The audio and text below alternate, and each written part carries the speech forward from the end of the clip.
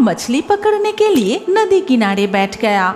इधर कूड़े स्थान पर तब वो गायों की आत्माएं फिर से जाग उठता है, लेकिन आज 3 गाय भूत नहीं, उनके साथ और एक गाय भूत जाग उठता है। आज काफी रात हो गई।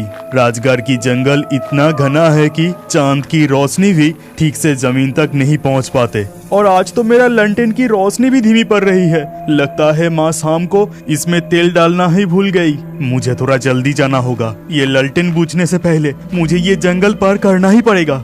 राजगढ़ के जंगल फिर एक विशाल घना बांस झरिया पार करके था खुले मैदान, और मैदान को पार करके था दामोदर नदी, जहां गोपाल कभी कभी मछली पकड़ने के लिए जाता था।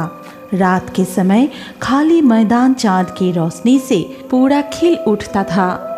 जंगल पार करने के बाद मैदान के ऊपर से जो सड़क जाता था, उसके कुछ दूरी पर था बहुत सारे तार के पेड़।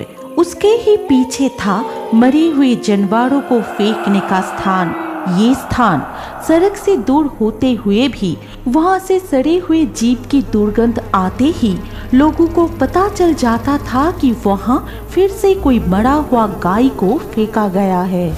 ये गहरी जंगल पार करने के बाद भी चैन नहीं मिलेगा। अब तो यहाँ मरे हुए जानवरों की सड़ी गली बदबू।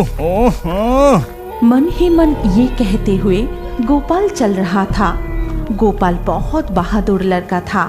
वो अक्सर उस जंगल से गुजरते वक्त देखता था कि चुड़ैल डायन पेड़ों की टहनी पर अपने लंबे पैर लटकाए बैठे हुए हैं। वो सारे कभी जोर जोर से हंसते हैं तो कभी रोते हैं। इन्हें देखते हुए गोपाल का आदत सा बन गया था, और वो भूत चुड़ैल गोपाल को कभी नुकसान नहीं पहुंचा सके। लेकिन आज मरे हुए जानवर फेंकने का स्थान पर ऐसा दृश्य देख उसका खून पानी की तरह ठंड पड़ गया। मैं ये क्या देख रहा हूँ? क्या ऐसा भी होता है? दादाजी के पास इसके बहुत किस्से सुने थे, लेकिन आज मैं खुद ऐसा चीज देखूंगा कभी सोचा भी नहीं था। अभी और कदम बढ़ाना बिल्कुल ठीक नहीं होगा। यहाँ इस पेड़ के पीछे छुप जाता हूँ। गोपाल देखता है कि वहाँ सड़ा हुआ मरा गायों के अंदर से नीली रोशनी की जैसा निकल रहा है। फिर वो रोशनी धीरे धीरे गायों की भूत का रूप ले रही है।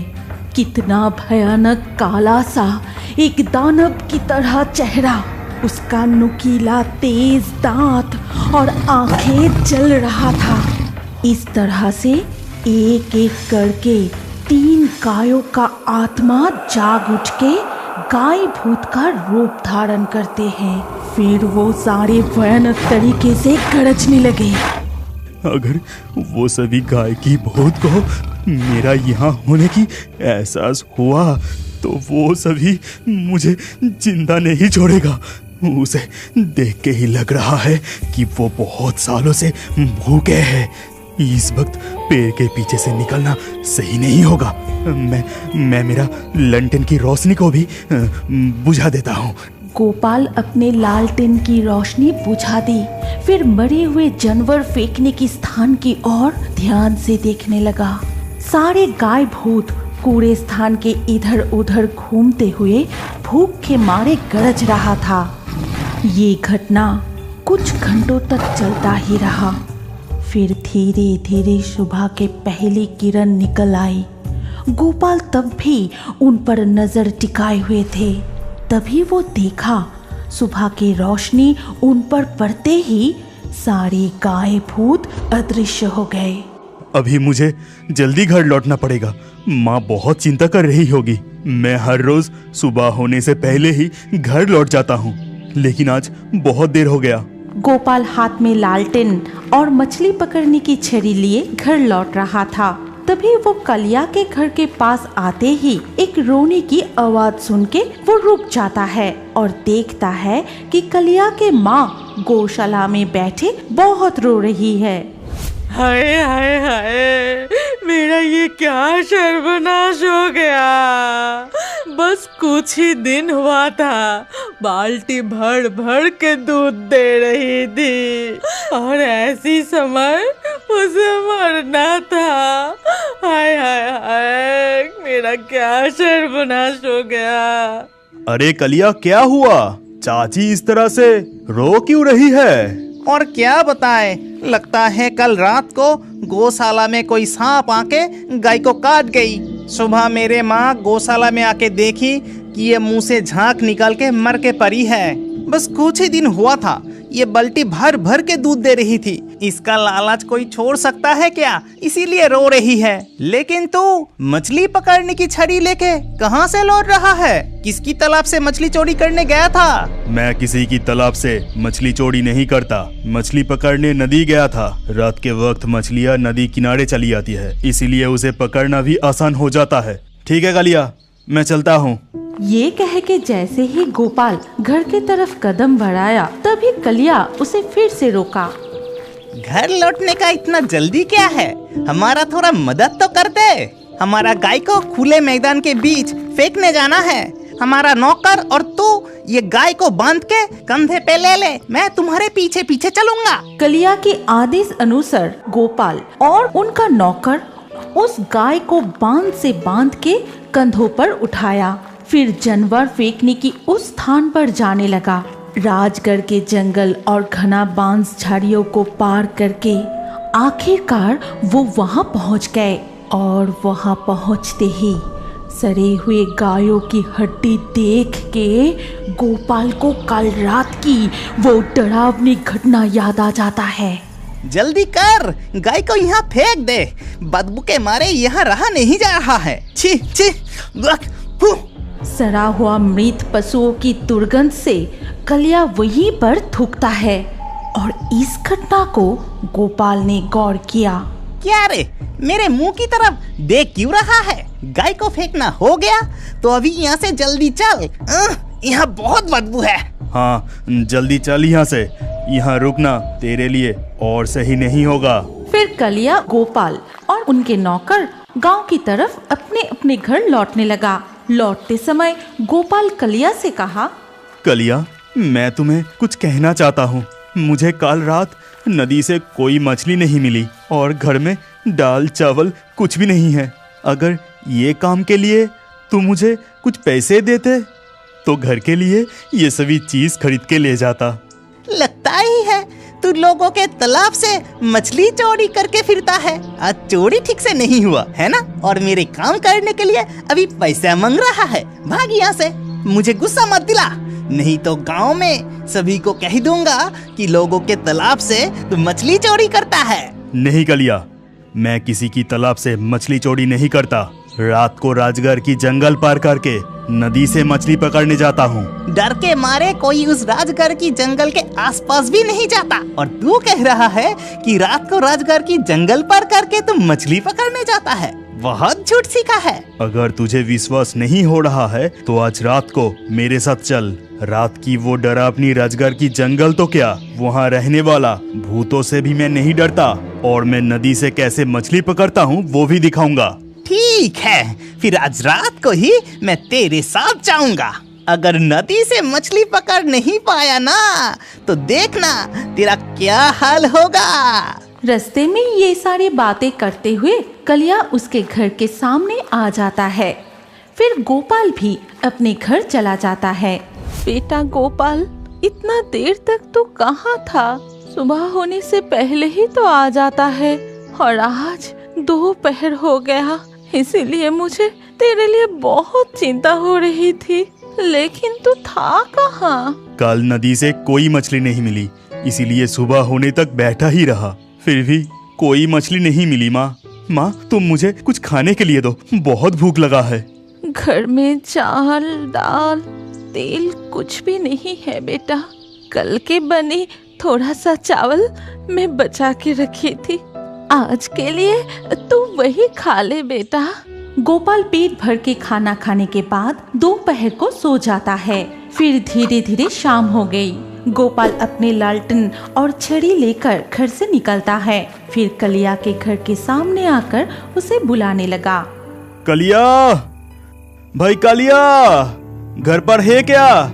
मैं मछली पकड़ने जा रहा हूँ। फिर कलिया तैयार होकर हाथ में एक टॉर्च लिए घर से बाहर आता है। फिर दोनों चलने लगा। कुछ दूर जाने के बाद वो दोनों राजगढ़ के जंगल में प्रवेश करते हैं। जंगल की चारों तरफ सन्नाटा ही सन्नाटा, सिर्फ झिंगुर की आवाज सुनाई दे रही है। गोपाल, तेरे ये फालतू लंटेन की रोशनी से ठीक से रास्ता देख पाता है क्या?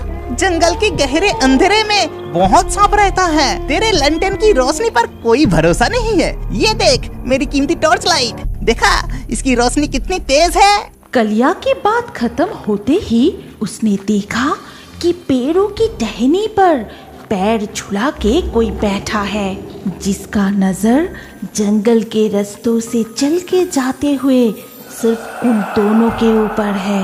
फिर अचानक एक जोर से हंसी की आवाज पूरा जंगल को हिला देता है। अरे बाप रे, पेड़ के ऊपर वो सब कौन है? गोपाल, तू तो आराम से चल के जा रहा है, तुझे डर नहीं लग रहा है क्या? चुपचाप मेरे साथ चल और मेरे पास पास ही रहना, और सावधान, इधर उधर गलती से भी मत थूकना। और थोड़ा चलने के बाद ही वो दोनों जंगल से निकल के आ पहुँचे खुले मैदान में। कितनी सड़ी हुई बदबू है। गोपाल, तू मुझे कहाँ लेके जा रहा है? बता तो। अपना मुंह बंद रख, नहीं तो जान खो बैठेगा। और कान खुल के सुन, गलती से भी यहाँ थूकना मत। इससे पहले कि गोपाल अपनी चेतावनी की बातें पूरी करता, तभी कलिया ने सड़ा हुआ मृत पशुओं की दुर्गंध से वहीं पर बार बार थूकने लगा। मैं तुझे बार बार मना करने के बाद भी तू यहाँ थूका क्यों? यहाँ से जल्दी जल्दी चल, हमें मछली पकड़ के लौटना भी है। अरे खुले मैदान, कहीं कोई नजर नहीं आ रहा है, जरा सा थूका तो क्या हो गया? वो दोनों चलते हुए आखिरकार नदी के किनारे आ पहुँचे। फिर गोपाल अपनी लालटेन घाट पर रख देता है और मछली पकड़ने के लिए नदी किनारे बैठ गया। इधर कूड़े स्थान पर तब वो गायों की आत्माएं फिर से जाग उठता है, लेकिन आज 3 गाय भूत नहीं, उनके साथ और एक गाय भूत जाग उठता है। फिर वो सारे गाय भूत मिलकर गरजने लगे। आज सुबह एक इंसान हमारे डेरे पर थूक के गया है। यहाँ उसे हमारे गंध से तकलीफ हो रहा था। अगर कभी भी वो मुझे पूनम की रात में मिल गया तो उस इंसान को मैं चबा के फाड़ के खा जाऊंगा। ये कहकर एक गाय की भूत मिट्टी से कुछ गंध सूंघने लगा और वो गंध सूंघते हुए कूड़े स्थान से निकल के रास्ते तक चला आता है। ये गंध ताजा है। सुबह जो इंसान हमारे डेरे पर थूका था, लगता है अभी अभी इस रास्ते से ही वो गुजरे हैं, नहीं तो आसपास ही कहीं है। ये कहते हुए गाय की भूत जोरों से गरज उठा।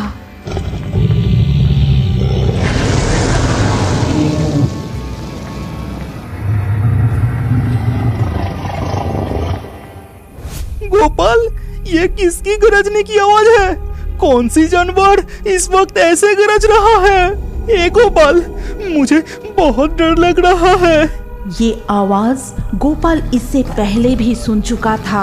अभी ये आवाज फिर से सुनते ही वो समझ गया था कि गायों की भूत फिर से जाग उठा है, लेकिन गोपाल चुपचाप बैठा रहा, मुंह से एक शब्द भी नहीं निकाला। ए गोपाल, मुझे अच्छे से विश्वास हो गया तू नदी से ही मछली पकड़ता है।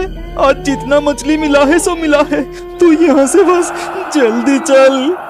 कलिया की बातों का कोई जवाब ना देकर गोपाल अपनी छड़ी और लालटेन हाथ में लिए खड़ा हुआ, फिर चलने लगा।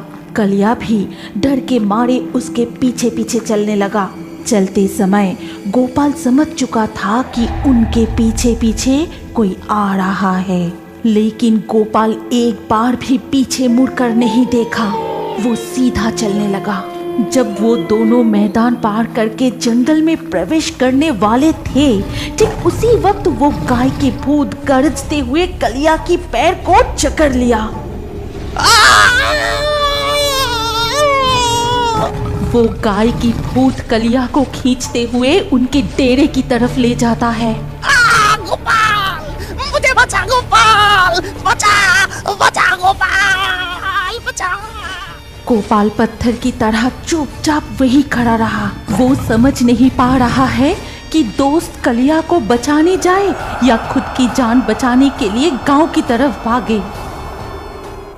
वो लोग तब इंसान जैसा नहीं लग रहा था। अपना चेहरा बदलकर पिशाच के रूप में आ चुका था और मुझे मार के मेरे खून पीने की बात वो लोग कर रहा था। मुझे और कुछ नहीं सूझा। मैं उस कमरे की दरवाजा बाहर से दे दिया और मैं दौड़ना शुरू किया। मुझे पीछे से दरवाजा धक्का देने की आवाज सुनाई दे रहा था, लेकिन मैं बिना रुके दौड़ता रहा। मुरलीधर नाम के एक गांव में 4 दोस्त अमल, रंजन, विकास और विनोद रहते थे। गांव जहां खत्म हो जाता है, वहीं एक पुराने घर के एक कमरे में वो लोग रोज शाम को गप्पे लड़ाने आते थे। रोज की तरह ही उस शाम भी सब वही आने वाले थे। सबसे पहले विनोद वहां आता है और आके बाकी सबके लिए प्रतीक्षा करने लगा और खुद ही सोचने लगा, पता नहीं आज मौसम इतना खराब क्यों है। लगता है बारिश आने वाली है। सब लोग आ जाए फिर बारिश हो तो भी ठीक है, नहीं तो कौन रास्ते में कहाँ अटक जाएगा। विनोद सोच में डूबा था कि तभी रंजन आ पहुंचता है। अरे तू आ गया? अरे मैं तो सोच रहा था कि मैं ही पहले पहुंच गया। अरे आज का मौसम देख कितना अलग है ना। हाँ, रास्ते भी कितना सुनसान है और घड़ी का समय के अनुसार शाम होने में तो बहुत वक्त बाकी है, लेकिन देख बाहर पूरा अंधेरा छाया हुआ है। अरे एक बार अमल और विकास ठीक ठाक से पहुंच जाए, फिर जितना मर्जी तूफान आए, क्योंकि हम लोग सब एक साथ महफूज जगह में होंगे। वो तो तूने ठीक कहा, लेकिन आज कुछ अलग सा ही मौसम है। पता नहीं क्या अनहोनी होने वाला है। अलग सा तो लग रहा है, लेकिन तू बिल्कुल चिंता मत कर। अरे कुछ नहीं होगा। देख मौसम का अदला बदली तो होता ही रहता है। रंजन और विनोद आपस में बातें कर रहे थे, तभी अमल आ जाता है। कितना अंधेरा हो गया है देखा। मैंने तो सोचा तुम सब लोग आ चुके होगे, लेकिन यहाँ तो देख रहा हूँ कि विकास अब तक आया ही नहीं। लेकिन बाहर बारिश तो शुरू हो गई है, अब वो कैसे आएगा? अरे आ जाएगा आ जाएगा। देख वैसे भी विनोद बहुत चिंतित है, तू फिर से ये सब मत बोल। एक काम कर, दरवाजा दे दे और सीधा बैठ जा। तभी अचानक जोर से बिजली कड़कने की आवाज आती है और कमरे की लाइट भी बंद हो जाती है। अमल दरवाजा दे देता है। तब तक बाहर का मौसम बहुत खराब हो जाता है। इतनी बारिश हो रही होती है कि दूर दूर तक कुछ भी दिखाई नहीं देता है। ऊपर से अंधेरा भी बहुत होते हैं। उफ, ये जो आज मौसम है भूतों की कहानी सुनने की लायक है। रंजन, तेरे पास तो काफी सारे भूतों की कहानियों का भंडार है, जरा अपना भंडार खोल दे, सुनते हैं कुछ। लेकिन विकास को रंजन की कहानियाँ सबसे ज्यादा पसंद है, उसके बिना हम कैसे सुने। ठीक है, शुरू करते हैं। उसके आने पर मैं फिर से एक बार दोहरा दूंगा, लेकिन एक टॉर्च अगर किसी के पास होता तो बहुत अच्छा होता, नहीं तो ऐसे मौसम में घर जाने के लिए सबको दिक्कत होगा।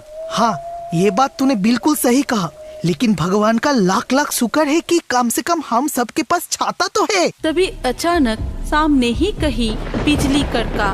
बिजली कड़कने की आवाज से सब लोग चौंक उठे और तभी दरवाजे पे जोर जोर से धक्का पड़ने लगा। कौन है? कौन है बाहर? विनोद के पूछने पर भी कोई जवाब नहीं आया। ऊपर से धक्का पड़ता ही गया। अरे कौन है भाई? अरे जवाब तो दे दो, जवाब क्यों नहीं दे रहे हो? ऐसे मौसम में घर से क्यों निकले हो ये तो बता दो। लगता है भूत के कहानी के नाम सुन के भूत खुद हाजिर हो गया।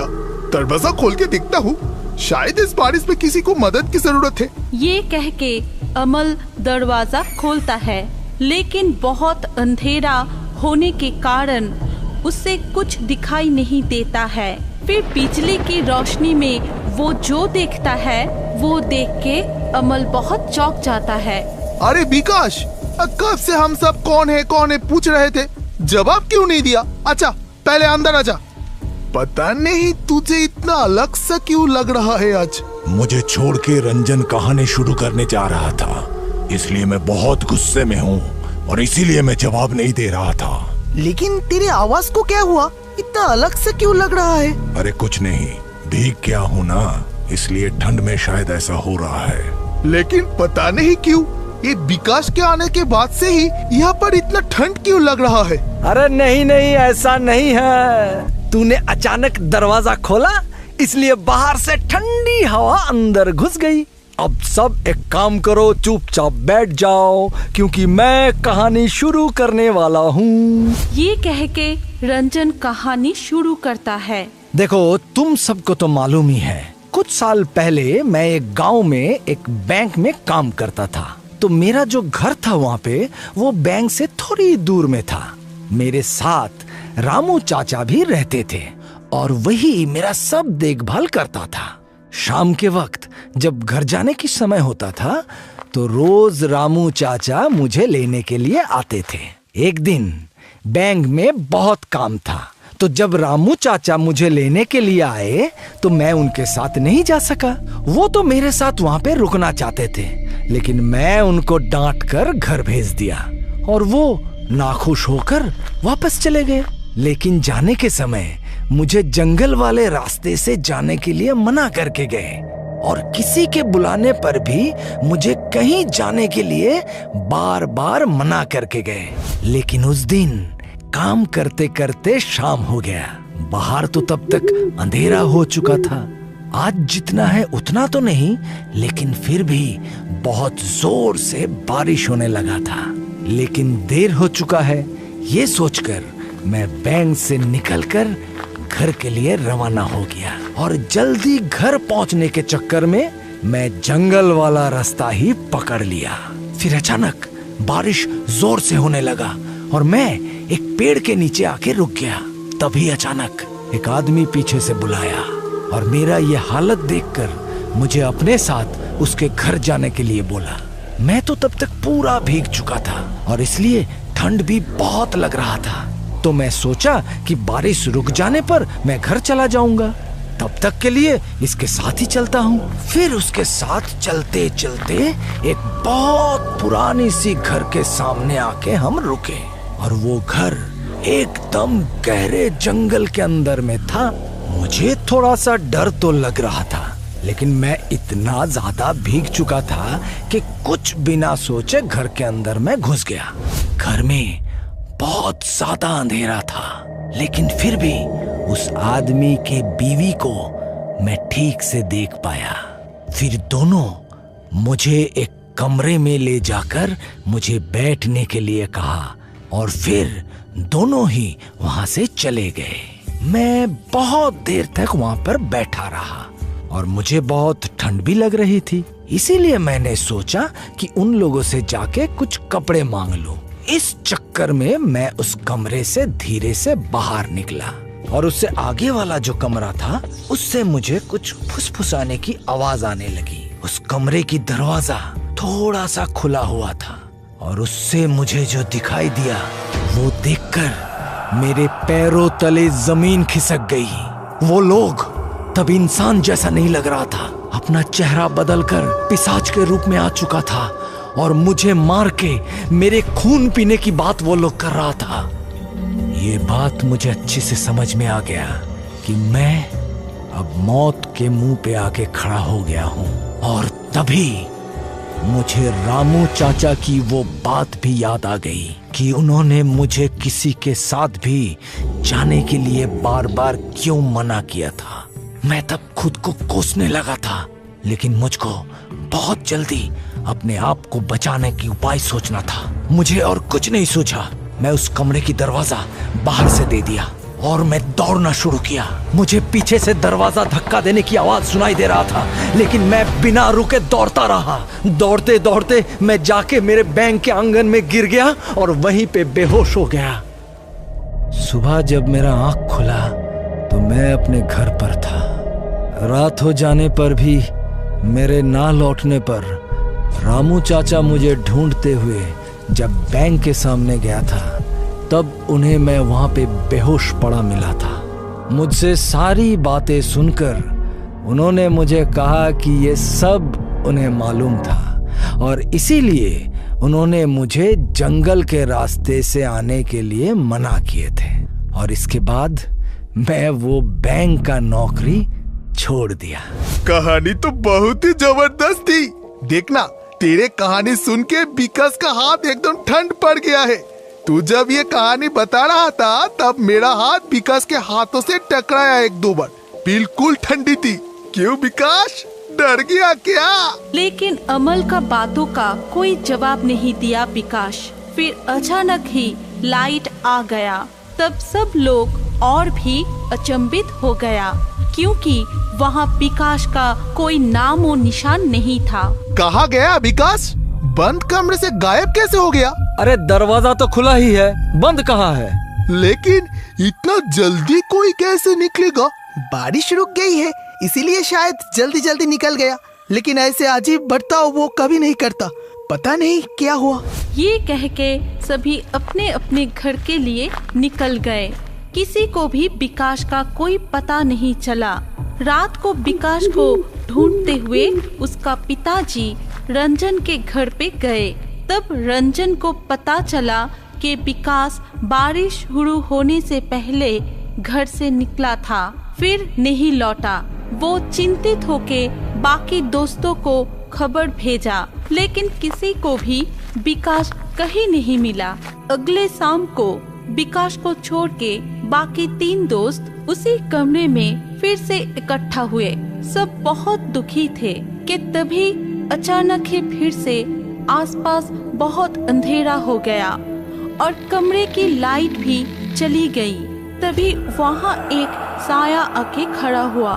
मुझे पता है तुम सब मुझे ढूंढ रहे हो। कल बारिश के समय घर से निकलने से पिताजी बहुत मना कर रहे थे, लेकिन मैंने उनकी बात नहीं मानी। तुम लोगों से गप्पे लड़ाने के चक्कर में जल्दी जल्दी इधर आ रहा था। तभी एक बिजली मेरे ऊपर गिरी और मैं पास वाले तालाब में जाके गिर गया।